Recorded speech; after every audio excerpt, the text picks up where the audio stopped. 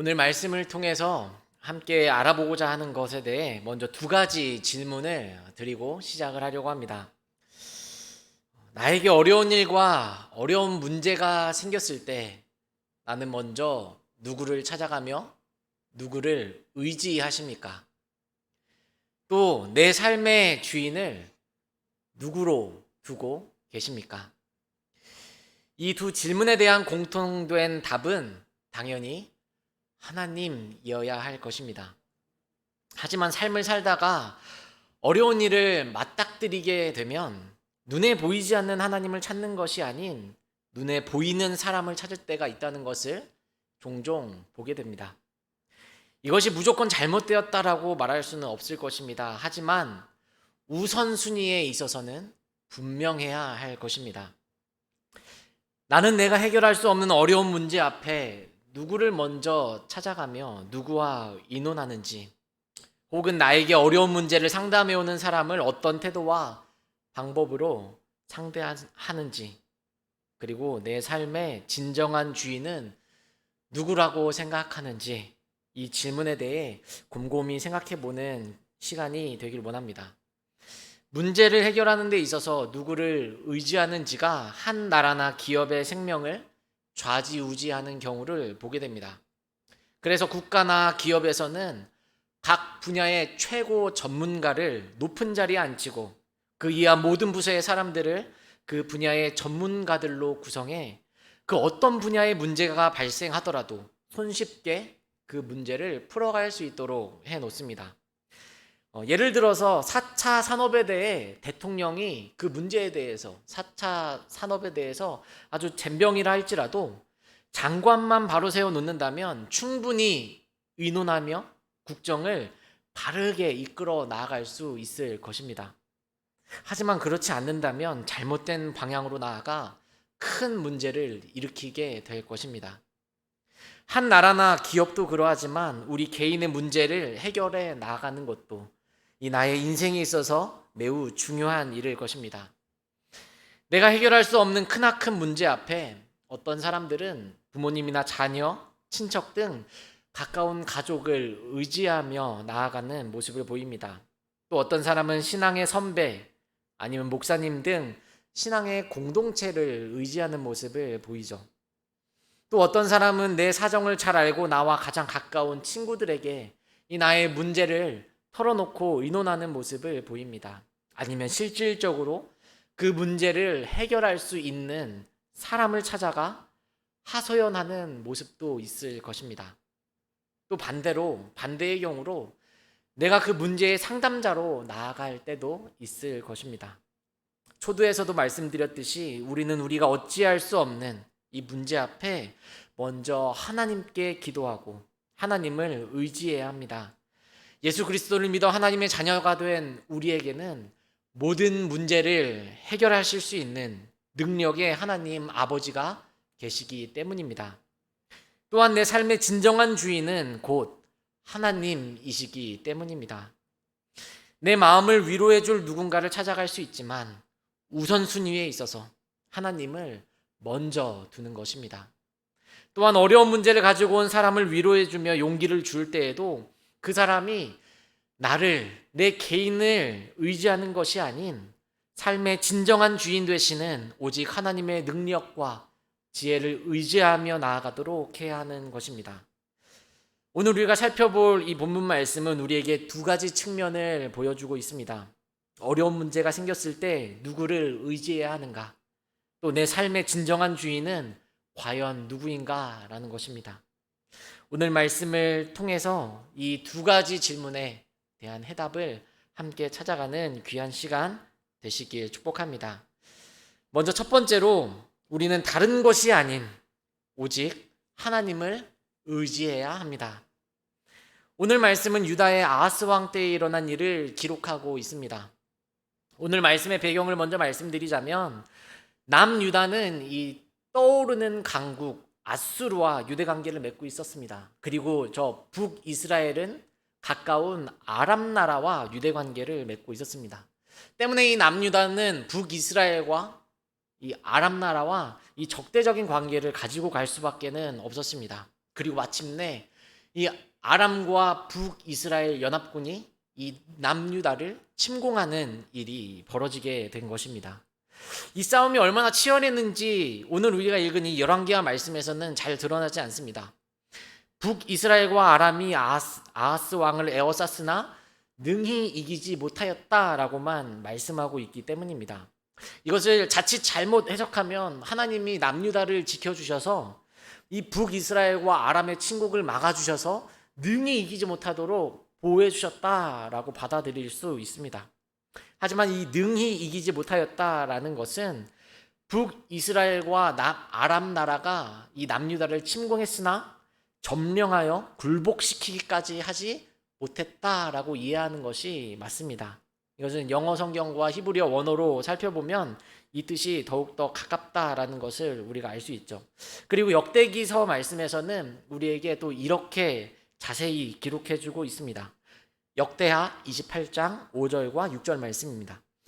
그러므로 그의 하나님 여호와께서 그를 아람 왕의 손에 넘기심에 그들이 쳐서 심히 많은 무리를 사로잡아 다메섹으로 갔으며 또 이스라엘 왕의 손에 넘기심에 그가 쳐서 크게 살육하였으니 이는 그의 조상들의 하나님 여호와를 버렸음이라. 르말랴의 아들 베가가 유다에서 하루 동안의 용사 12만 명을 죽였으며 라고 기록하고 있습니다. 얼마나 끔찍하고 처참한 전쟁이었는지 이 두 구절을 통해 열왕기하는 자세히 말씀하고 있지는 않지만 우리가 자세히 미루어 짐작해 알 수 있을 것 같습니다. 남유다 아하스 왕의 힘으로 또 그들이 지니고 있는 군사력으로 이 전쟁을 끝낼 수 있을까요? 그저 정복당하지 않게 버티는 정도밖에는 할 수 없을 것입니다. 이 사방이 가로막혀 답이 없는 상황 가운데에서 아하스 왕은 누구를 의지해야 합니까? 바로 전능하신 하나님이십니다. 왜냐하면 이 남유다를 아하스 왕을 북이스라엘과 아람 왕의 손에 허락하신 분이 바로 하나님이시기 때문입니다. 아하스 왕은 하나님 보시기에 너무나도 끔찍한 죄악을 저질렀습니다. 그리하여서 하나님은 이 아하스 왕을 이 북이스라엘과 아람 왕의 손에 넘기신 것이죠. 북이스라엘의 타락한 왕들만큼, 아니 그보다 더 심한 죄악된 삶으로 나아갔던 왕, 그가 바로 아하스 왕입니다. 아하스가 얼마나 끔찍한 죄를 저질렀는지, 왜 하나님께서 남유다와 아하스에게 벌을 내리시는지 그의 죄악상을 성경은 이렇게 기록하고 있습니다. 역대하 28장 1절부터 4절까지 말씀입니다. 아하스가 왕 위에 오를 때의 나이가 20세라 예루살렘에서 16년 동안 다스렸으나 그의 조상 다윗과 같이 아니하여 여호와 보시기에 정직하게 행하지 아니하고 이스라엘 왕들의 길로 행하여 바알들의 우상을 부어 만들고 또 흰놈의 아들 골짜기에서 분향하고 여호와께서 이스라엘 자손 앞에서 쫓아내신 이방 사람들의 가증한 일을 본받아 그의 자녀들을 불사르고 또 산당과 작은 산 위와 모든 푸른 나무 아래에서 제사를 드리며 분향하니라. 이 아하스 왕은 20세의 나이에 즉위해서 16년 동안 다스렸습니다. 혈기가 왕성한 나이 20살부터 36세까지 이 남유다를 다스리며 그가 했던 일은 여호와 보시기에 정직하게 행하지 아니한 것, 북이스라엘의 그 악한 왕들처럼 하나님의 말씀을 저버리고 우상을 섬겼던 왕들처럼 바알의 우상들을 부어서 만들고 심지어는 이방의 그 제사장들이 했던 것처럼 그의 자녀를 불살라 우상에게 바치기까지 하는 이 악한 모습을 아하스 왕은 우리에게 보여주고 있습니다. 그렇다면 하나님께서는 이 악한 아하스 왕, 이 왕을 북이스라엘과 아람 왕에 손에 넘겨 버려서 그냥 그렇게 죽임당하게 내버려 두신 걸까요? 하나님께서는 이 범죄한 남유다와 아하스 왕을 그저 그냥 버리신 것일까요? 하나님께서 이렇게 아하스 왕에게 징계를 내리심은 완전히 망하게 하려 하심이 아니요 돌이켜 하나님을 바라보도록 회개할 기회를 주심이라는 것을 우리는 기억해야 합니다. 하나님께서도 아하스 왕에게 회개할 기회를 주셨습니다. 바로 이사야 선지자를 통해서 말입니다. 이 열왕기 하의 말씀, 특별히 이 운요아히, 우시아, 요담, 아하스, 히스기야 왕으로 이어진 이 네 왕의 이 말씀을 잘 살펴보기 위해서는 이 열왕기 하와 병행하여 이 성경 말씀을 기록하고 있는 역대기서 말씀을 우리가 잘 살펴보아야 합니다. 그리고 또한 특별히 이사야서 말씀을 함께 살펴보아야 이 말씀을 더욱 잘 이해하는데 도움이 됩니다. 이사야서 7장 3절과 4절 말씀 이렇게 기록하고 있습니다. 그때 여호와께서 이사야에게 이르시되 너와 내 아들 스알야숲은 윗못 수도 끝 세탁자의 밭 큰 길에 나가서 아하스를 만나 그에게 이르기를 너는 삼가며 조용하라.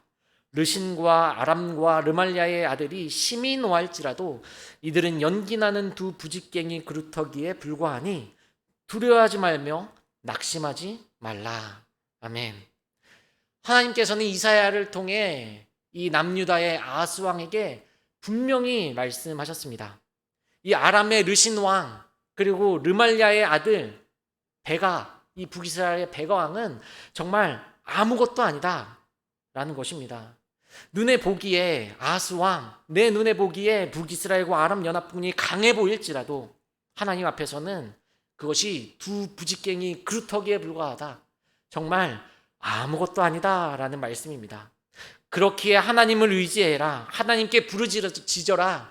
그리하면 살 것이다 라는 말씀인 것이죠. 하지만 아하스 왕은 하나님을 의지하지 않습니다. 아하스 왕은 그를 도와줄 눈에 보이는 사람, 아수르의 왕 디글랏 빌레셀을 의지하며 나아갑니다. 열왕기하 16장 7절과 8절 말씀, 아하스가 아수르 왕 디글랏 빌레셀에게 사자를 보내 이르되 나는 왕의 신복이요 왕의 아들이라. 이제 아람 왕과 이스라엘 왕이 나를 치니 청하건대 올라와 그 손에서 나를 구원하소서 하고, 아하스가 여호와의 성전과 왕군 곳간에 있는 은금을 내어다가 아수르 왕에게 예물로 보냈더니, 아하스는 하나님을 의지하지 않고 아수르를 의지합니다. 아수르에게 잘 보이기 위해 뇌물까지 주는데 그것은 바로 하나님께 바쳐진 예물, 곧 성전에 있는 은과 금을 내어다가 바치기까지에 이르고 맙니다. 열왕기하 말씀은 아수르 왕이 남유다의 아하스 왕의 청에 곧 올라와 아람과 북이스라엘을 물리쳐줬음을 말씀하고 있습니다. 하지만 이것은 거기에서 끝난 게 아닙니다. 시간이 흘러 주변국 에돔과 블레셋도 남유다를 공격하는데 아하스 왕은 계속해서 하나님을 의지하는 것이 아니라 사람을 의지하는 모습을 보입니다. 아수르 왕에게 계속해서 뇌물을 주며 도움을 청한 것입니다. 하나님을 의지하지 않고 사람을 의지한 결과를 역대하 말씀은 이같이 기록하고 있습니다. 역대하 28장 20절과 21절 말씀, 아수르 왕 디글랏 빌레셀이 그에게 이르렀으나 돕지 아니하고 도리어 그를 공격하였더라. 아하스가 여호와의 전과 왕궁과 방백들의 집에서 재물을 가져다가 아수르 왕에게 주었으나 그에게 유익이 없었더라. 아하스 왕은 여호와의 성전에 있었던 여호와께 바쳐진 성물을 아수르 왕에게 뇌물로 줬습니다. 그것도 모자라 성전에 있었던 은과 금, 그리고 그 남유다에 잘 살고 있었던 방백들이 가지고 있었던 모든 것을 다 모아다가 아수르 왕에게 주었습니다. 하지만 성경은 무엇이라고 말씀하고 있습니까? 그에게 유익이 없었더라 라고 말씀합니다. 그리고 이것은 아수르가 남유다만 공격하는 것으로 끝나지 않습니다. 남유다가 아수르에게 도움을 요청한 것은 북이스라엘 멸망의 전초를 마련해 준 것이나 다름이 없습니다. 열왕기하 15장 29절 말씀에 이스라엘 왕 베가 때에 아수르 왕 디글랏 빌레셀이 와서 이온과 아벨벤 마아가와 야노아와 게데스와 하솔과 길르앗과 갈릴리와 납달리 온 땅을 점령하고 그 백성을 사로잡아 아수르로 옮겼더라. 그렇게 북이스라엘은 베가 왕의 뒤를 이어 호세아가 왕 위에 앉았을 때에 아수르에 의해 멸망당하게 됩니다. 하나님을 의지하지 않고 사람을 의지한 것이 이렇게도 남유다뿐만 아니라 북이스라엘에게까지 끔찍한 결말을 낳게 되었습니다. 하나님께서는 하나님의 말씀을 전하는 선지자를 통해 계속해서 하나님을 의지하라 말씀하셨는데, 하나님의 말씀을 듣지 않고 하나님을 의지하지 않고 사람을 의지한 결과는 너무나도 참혹한 결과라는 것을 우리는 말씀을 통해 살펴볼 수 있습니다. 그렇다면 오늘 살아가는 우리의 삶의 모습은 어떠합니까? 우리는 어려운 일 앞에, 내 힘으로 어찌할 수 없는 문제 앞에 하나님을 의지하며 나아가십니까? 아니면 사람을 의지하십니까? 사람을 의지하는 것은 사회적 동물이라고 하는 인간의 본성으로서는 어떻게 보면 당연한 것일 수 있습니다. 하지만 그 어떤 사람을 온전히 신뢰할 수 있겠습니까? 아스가 디글라필레셋을 의지했다가 나중에 오히려 크게 당했던 것처럼, 그에게 전혀 유익이 없었던 것처럼, 사람을 의지했던 지난날 우리의 행동이 나중에 나에게 어떻게 도구로 다가올지 우리는 알지 못합니다. 그렇다고 하나님을 신뢰하는 일은 쉬운 일일까요? 어려운 일 앞에, 그 커다란 산과도 같은 문제 앞에 하나님을 온전히 신뢰하며 의지한다는 것은 참으로 어려운 일입니다. 하나님께서 나의 이 어려운 상황을 알고 계시는지, 내 기도를 듣고 계시는지, 내가 고통스러워하며 몸부림치는 것을 보고 계시는지 우리는 볼 수 없기 때문입니다. 하지만 하나님을 믿는 우리 모두는 우리의 모든 문제의 주관자 되시며 우리를 보호하시고 모든 문제의 해결자 되시는 하나님을 믿고 의지하며 신뢰해야 합니다. 아수르의 왕 디글라필레셀에게 아하스가 나아가 나는 당신의 신복이요, 나는 당신의 아들입니다 라고 사람의 힘을 의지하며 나아가는 것이 아니라 나는 하나님의 종이요, 하나님의 아들이며 딸입니다 라고 고백하며 하나님만을 의지할 수 있어야 하는 것입니다. 하나님은 99%가 아니라 99.9999%가 아니라 정말 100% 신뢰할 만한 분이십니다. 성경 그대로의 표현대로 하나님은 미쁘신 분이십니다. 왜 우리가 하나님을 신뢰해야 하는지 그 이유를 오늘 말씀에서 우리에게 보여주고 있습니다. 아무리 악한 자라도 회개하길 원하시며 도우시고 구원하시길 원하시는 하나님의 마음이 오늘 말씀에 나타나기 때문입니다. 이방신을 섬기던 자들이 하던 방식 그대로 따라했던 아하스, 그가 아무리 악한 왕이었을지라도 하나님 앞에 회개한다면 하나님께서는 그를 용서하시고 받아주시고 고쳐주실 모든 준비가 되어 있으셨습니다. 이것은 그냥 추상적인 개념의 말이 아닙니다. 이것은 성경이 말씀하고 있는 실제적인 말씀입니다. 하나님께서는 이사야 선지자를 통해 하나님의 뜻을 아하스에게 알게 해주셨습니다. 또한 하나님께서는 하나님이 행하실 이 놀라운 일에 대해 아하스 왕, 너는 징조를 구하라 라고 말씀하셨습니다. 하지만 아하스 왕은 징조를 구하지 않습니다. 아하스 왕은 이사야 선지자에게 또 하나님께 어떻게 말씀했냐면 나는 여호와를 시험하지 않겠습니다 라고 말했습니다.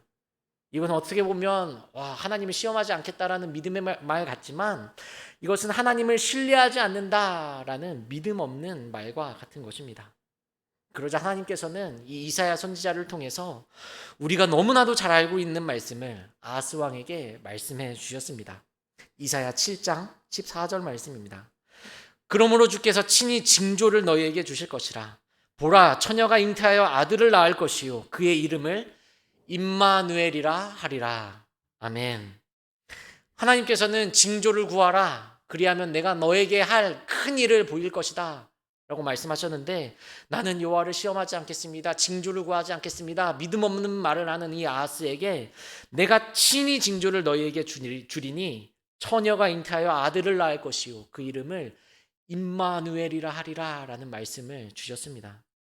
바로 임마누엘의 약속, 하나님이 우리와 함께 하시겠다는 약속을 해주신 것입니다. 이 약속이 어떻게 이루어졌습니까?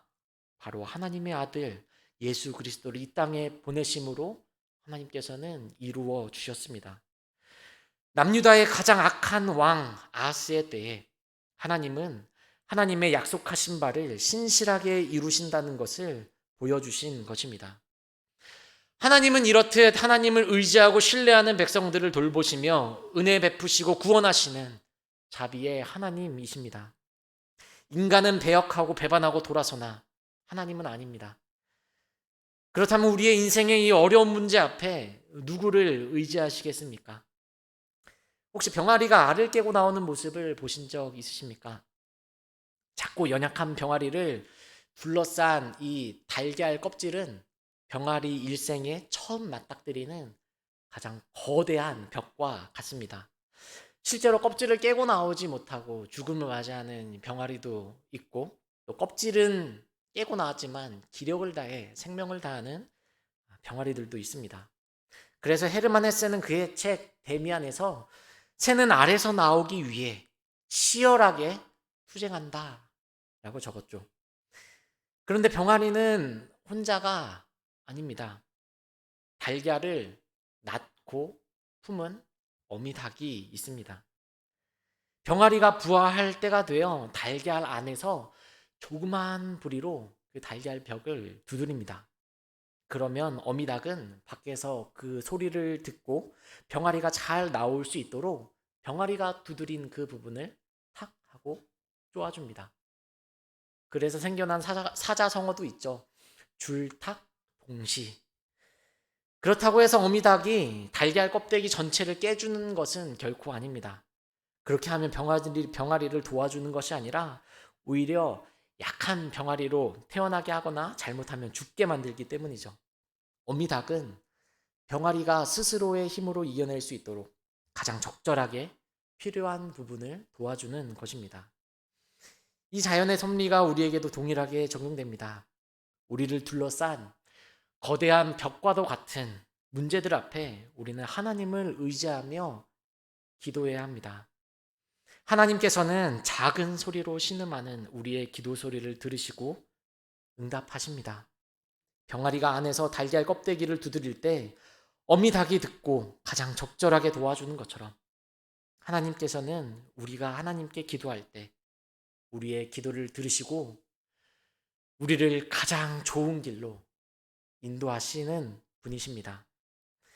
이처럼 나의 필요를 가장 잘 아시고 나의 모든 문제를 능히 해결하실 수 있는 미쁘신 하나님만을 의지합시다. 오늘 부른 찬양의 이 가사처럼 늘 하나님만을 의지하며 나의 기도에 응답하여 주시는 하나님의 은혜를 누리며 나아가는 저와 우리 모든 성도님들 되길 축복합니다. 또한 두 번째로 내 삶의 진정한 주인은 바로 하나님이십니다. 오늘 본문에 나타난 두 번째 문제 역시 하나님 아닌 사람을 의지한 것으로부터 시작됩니다. 이 두 번째 부분에서는 제사장 우리아에 대해 간단히 살펴보려고 합니다. 우리아는 하나님을 섬기는 제사장의 직분보다 왕을 섬기는 이 신하의 직분을 더 사랑한 사람이었습니다. 하나님을 기쁘시게 하는 것보다 왕의 마음을 기쁘게 하는 일에 더 가치를 두었기 때문입니다. 제사장 우리아에게 있어서 그 삶의 주인은 누구입니까? 바로 아하스 왕이었습니다. 아하스 왕이 정치적 문제에 있어서 하나님을 의지하지 않았지만 이 종교 지도자인 우리아 제사장은 하나님을 섬기며 하나님을 의지해야 함이 마땅했습니다. 아하스 왕이 아스루 왕을 만나 다메섹에 있던 이방신을 향한 제단의 모습과 제사 제도를 보게 됩니다. 그리고 그것을 그대로 그려 제사장 우리아에게 보내게 되죠. 우리아가 하나님을 두려워하고 하나님만 섬기는 자신의 삶의 진정한 주인은 하나님이시다라고 말하는 제사장이었다면 아무리 왕의 명령이라 할지라도 이것은 옳지 않은 일입니다. 이것은 하나님께서 기뻐하시지 않는 일입니다. 라고 직언을 했어야 맞습니다. 하지만 아하스 왕이 돌아오기도 전에 정말 이 제사장 우리아는 발빠르게 아하스 왕이 보낸 그대로 이방의 제단의 모양을 따라 이 남유다에 그대로 만들게 됩니다. 아하스 왕이 종교적으로 타락하게끔 이 모든 것을 방조하고 가담한 인물이 바로 제사장 우리아입니다. 출애굽기 말씀에서 볼 수 있듯이 하나님께서는 모세를 통해 제단의 모습과 제사의 방법에 대해 분명히 말씀하셨습니다. 제사장 우리아도 당연히 그것을 알고 있었습니다. 아하스 왕이 하는 일은 결코 하나님 보시기에 옳은 일이 아니었습니다. 하지만 제사장도 그 누구도 아하스 왕에게 말하지 못했습니다. 왕의 심기를 건드렸다가는 죽임을 당할 수도 있었기 때문입니다. 우리와 비교되는 한 인물을 우리는 이 열왕기하 말씀을 통해서 살펴본 적이 있습니다. 바로 유다 왕 요아스 때의 제사장 여호야다의 아들 스가랴입니다. 스가랴는 하나님을 버리고 우상을 따라가는 요아스 왕에게 직언을 했습니다. 그는 의로운 죽음을 당할지언정 불의에 굴복하지 않는 모습을 보여주었습니다. 무엇이 하나님이 원하시는 일인지 알았고 그의 삶을 주장하시는 진정한 주인이 누구인지 믿음으로 보이는 삶을 살았기 때문입니다. 하나님이 삶의 주인인 사람과 그렇지 않은 사람의 차이를 우리는 여기에서 볼 수 있습니다. 우리아는 하나님의 말씀보다 왕의 명령에 순종하는 모습을 보여줍니다. 누구를 왕으로 섬기고 있는지를 보여주는 것입니다. 아하스가 종교적으로 타락하지 않도록 막을 수 있었던 마지막 보루인 제사장 우리야, 그마저도 무너지자 남유다의 왕 아하스는 돌이킬 수 없는 종교적 타락의 길로 나아가고 말았던 것입니다. 그의 마지막을 성경은 이렇게 기록합니다. 역대하 28장 27절 말씀에 아하스가 그의 조상들과 함께 누움에 이스라엘 왕들의 묘실에 들이지 아니하고 예루살렘 성에 장사하였더라. 그의 아들 히스기야가 대신하여 왕이 되니라. 남유다를 다스린 왕들 중 하나님이 보시기에 정말 심한 죄악으로 물들어 왕들의 묘실에 안치되지 못한 왕들이 몇몇 있습니다. 아하스도 그 중에 한 왕이 되고 말았습니다. 우리아를 바라보며 우리의 삶의 진정한 주인은 누구인지 살펴보길 원합니다. 하나님이 옳다 하시지 않지만, 하나님이 기뻐하시지 않지만 이렇게 해야 돈을 더 벌 수 있는데, 하나님이 옳다 하시지 않지만 이렇게 해야 윗사람에게 칭찬을 받을 수 있는데, 하나님이 옳다 하시지 않지만 이렇게 성공할 수 있는데, 하나님이 옳다 하시지 않지만 이렇게 해야 더 잘 살 수 있는데, 이런 마음은 하나님보다 다른 어떤 것을 왕으로 섬기며 나아가는 마음입니다. 아니, 왕까지는 아니더라도 왕처럼 높아지도록 방관하며 나아가는 것입니다. 그리고 이 방관이 나중에는 더욱 커져서 나는 물론 내 주위의 사람까지 돌이킬 수 없는 죄악의 길로 빠지게 할 수도 있습니다. 내 삶의 주인은 누구입니까? 내 삶을 이끌어가는 내 삶의 진정한 주인은 누구입니까? 내 삶의 주인이 오직 하나님이시라면, 오직 그 주인만을 기쁘시게 하는 삶을 살아가는 저와 우리 모든 성도님들 되시길 축복합니다. 이제 말씀을 맺겠습니다. 열왕기하 16장 말씀을 통해 두 가지의 질문과 한 가지 답을 우리는 살펴보았습니다.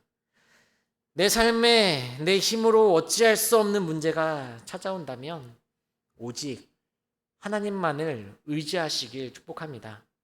그리하여 하나님께서 정말 놀랍도록 해결해 주시는 은혜를 항상 누리며 나아가시길 축복합니다. 또한 내 삶의 주인은 오직 하나님이십니다. 내 삶의 주인은 오직 하나님이십니다 라고 믿음으로 고백하며 그 고백에 합당한 삶을 살아가시는 저와 우리 모든 성도님들 되시길 축복합니다. 아멘. 이제 함께 말씀을 기억하며